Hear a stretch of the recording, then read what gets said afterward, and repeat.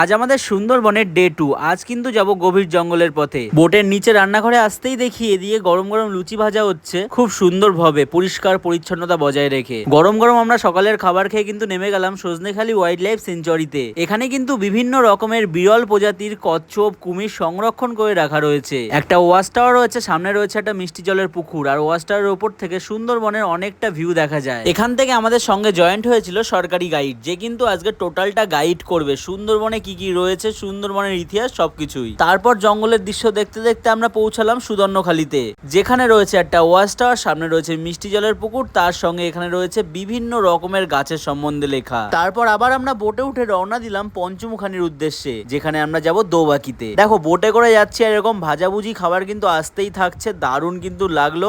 সুন্দরবনে বাঘ দেখা সম্পূর্ণ ভাগ্যের ব্যাপার। অনেক সময় বাঘ বসে থাকে হেতাল বনের মধ্যে, সাইড দিয়ে আমরা যখন যাই তাও কিন্তু আমাদের চোখে পড়ে না, এবং নদী পারাপারের সময় কিন্তু বাঘ দেখা যায়। টোটাল সুন্দরবনে 102টি দ্বীপ রয়েছে, যার মধ্যে 54টা দ্বীপে মানুষ বসবাস করে এবং 48টা দ্বীপে টোটাল জঙ্গল রয়েছে।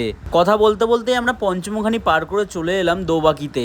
এখানে কিন্তু আবহাওয়া যদি খারাপ থাকে তাহলে কিন্তু তোমাদের আনা হবে না, কারণ পঞ্চমুখানির ঢেউ তখন অনেকটা উঁচু থাকে। এখানে হাফ কিলোমিটার মতন এরকম নেটের জাল দিয়ে একটা ব্রিজ করা রয়েছে। কোনো জীবজন্তু দেখা গেলে কিন্তু এই ওপর থেকেই দেখা যাবে, যেটা জঙ্গলের মাঝখান দিয়ে করা। এখানে রয়েছে একটা ওয়াচ টাওয়ার, সামনে রয়েছে মিষ্টি জলের পুকুর। যেহেতু জঙ্গলের একদম ভেতরে অবস্থিত, এই জন্য কিন্তু প্রায় সময় এখানে বাঘ জল খেতে আসে। আর আজকের দুপুরের খাওয়া দাওয়া করতে আমরা বসে গেছি। ইলিশ মাছের মাথা দিয়ে দারুণ সবজি করেছিল, এদিকে ছিল পাবদা মাছ, খেতেও দুর্দান্ত ছিল। তারপরই চলে এলো কলার পাতায় মোড়া ইলিশ মাছের পাতুরি। পাতুরিটাও কিন্তু খেতে খুব ভালো লাগছিল।